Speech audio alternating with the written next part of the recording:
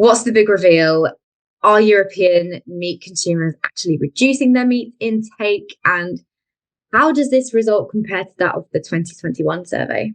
The research was very interesting. We got some insights that we knew already. We had insights that we didn't know. So definitely it's quite relevant for anyone working in the food industry. And regarding your first question, so what's the real reveal? Really, what's the most important takeaway? And so far, really, what's important to define and to clarify that people are shifting away from meat consumption. We see here that more than 50% of consumers based on this survey are actually reducing their meat intake. This is considering all of the reports. So we definitely already see a majority shifting away from animal and consumption.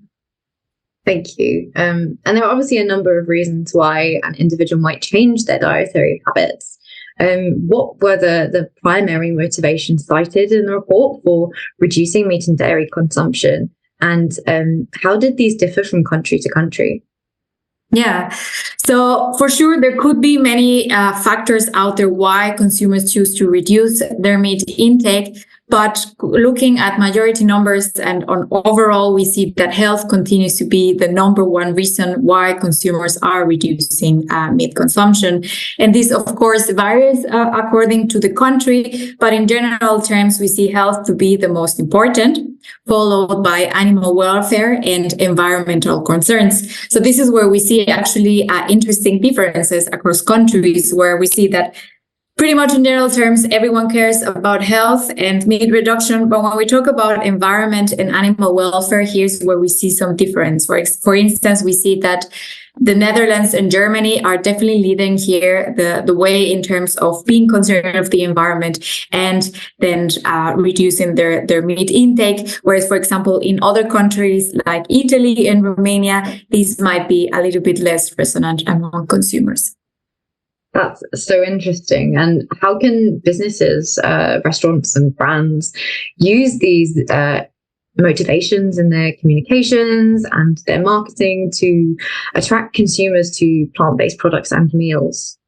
Yeah, I think it needs to be clear the health factor of it all, seeing that it's pretty much the primary reason why consumers are shifting away. So therefore, it needs to be the primary reason why consumers choose to buy also plant-based alternatives. So this still needs to be more clearly clarified and communicated to consumers, as, you know, that is kind of the next thing in terms, for example, of healthy meal, of healthy products, and in the regions where environment and animal welfare is important, maybe talking about partnerships that companies are doing, or maybe regulations that they imposing into the production of these products might be also a good strategy to go here.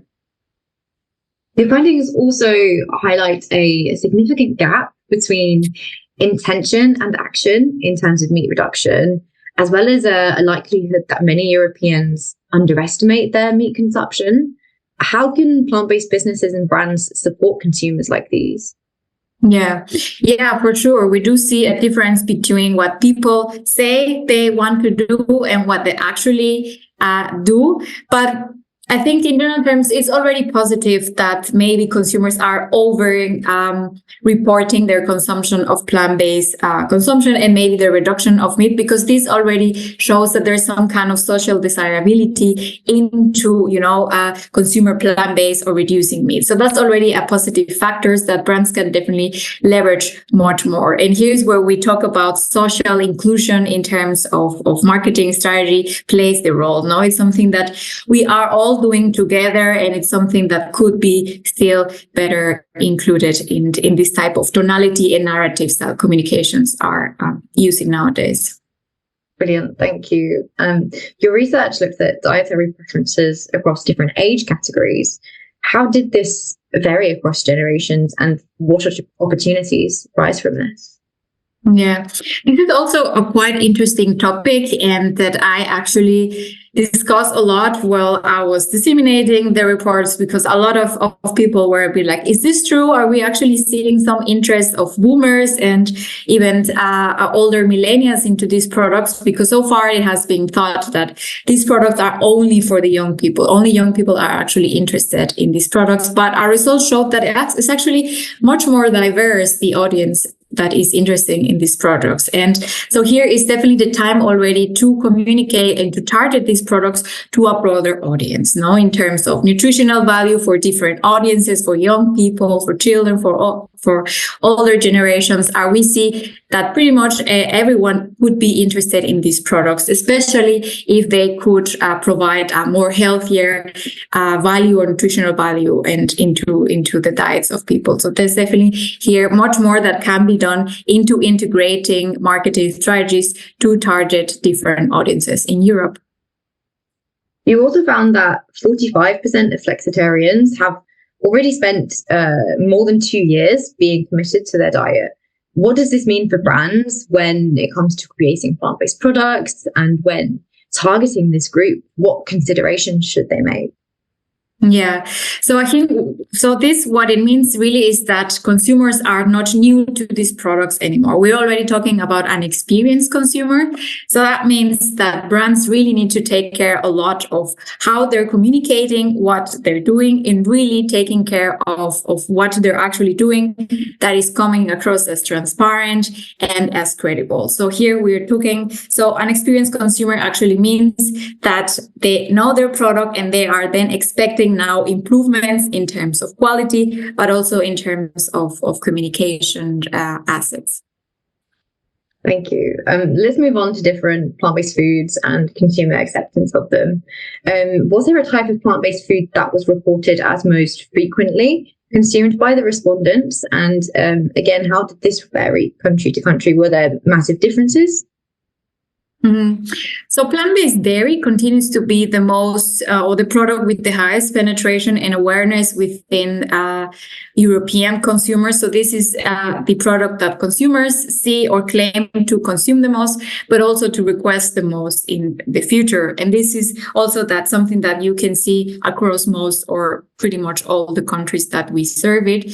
But there are some differences. And here's when we talk about plant-based fish, for example, this was an interesting insight in which some countries actually were reporting quite high amount of awareness and familiarity with these products. In particularly Poland, for example, shows a very specific motivation and support for these products. So I think this is also kind of be connected to the wave of plant-based fish really coming strong into the market nowadays within the last year, I think. And consumers are actually seeing that and they're perceiving that. So plant-based fish definitely is kind of the outsider that's coming strong and could have a wide and strong potential in Europe for the upcoming years.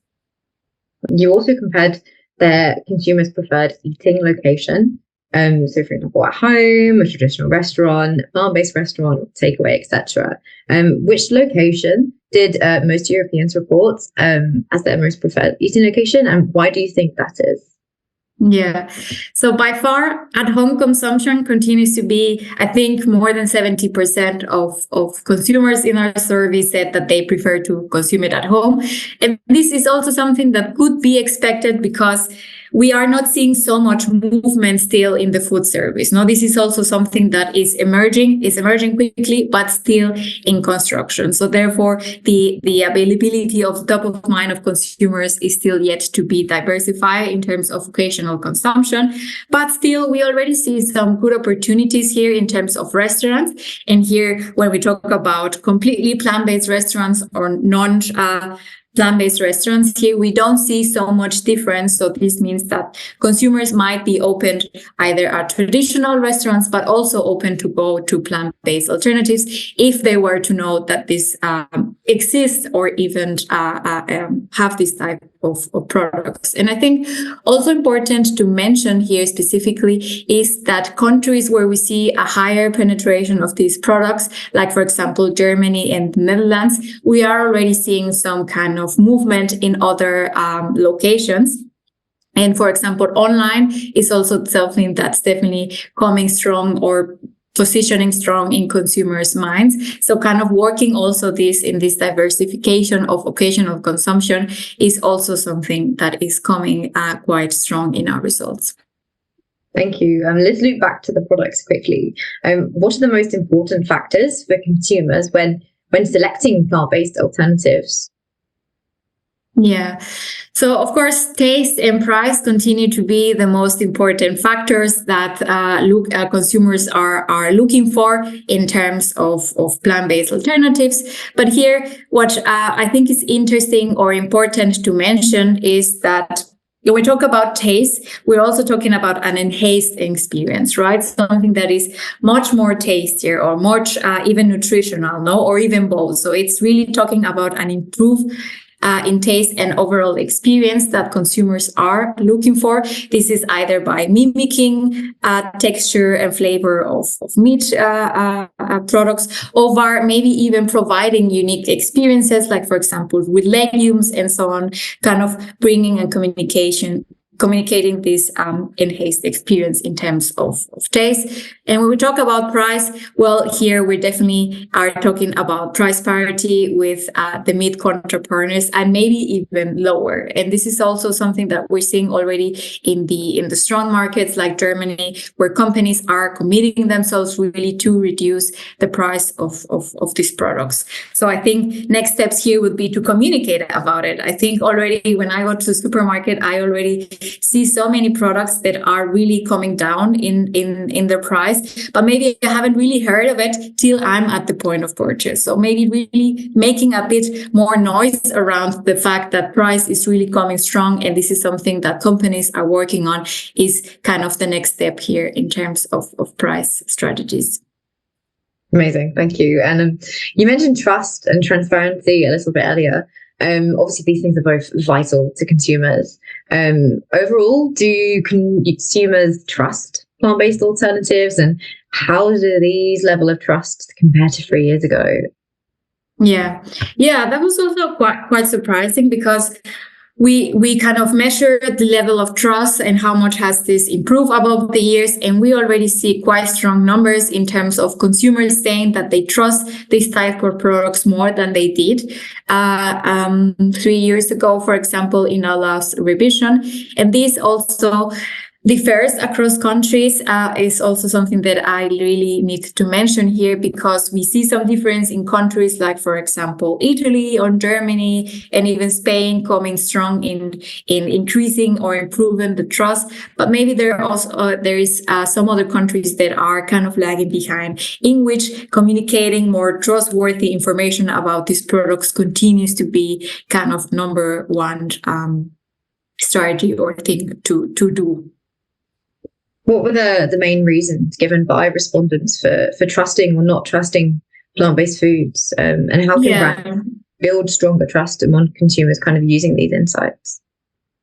Yeah. So when we talk about why do consumers trust these products based on our results, we pretty much saw that overall consumers think it's a given that they are safe to consume, that they don't really have some kind of concern that they are actually things or products that are maybe unsafe for them. So safety of consumption is definitely something that consumers already give to these products. When we talk about also labeling, is also something that's coming strong. So consumers trust the labeling that this type of products so far have been adopting. And also when we talk about reliability, is also something that consumers see most as a factor that's why they trust these products.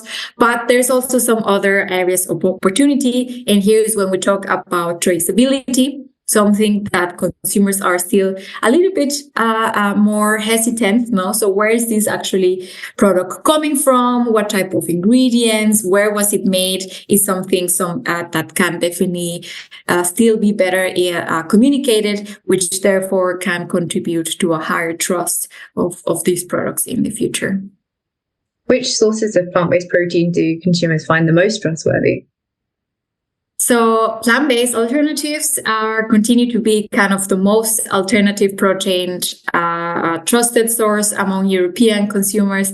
But here, what we also thought was quite relevant is the fact that cultivated proteins came across as the second or third most trustworthy source, which is quite surprising, as pretty much in Europe, I guess, pretty much no one has really eaten cultivated protein.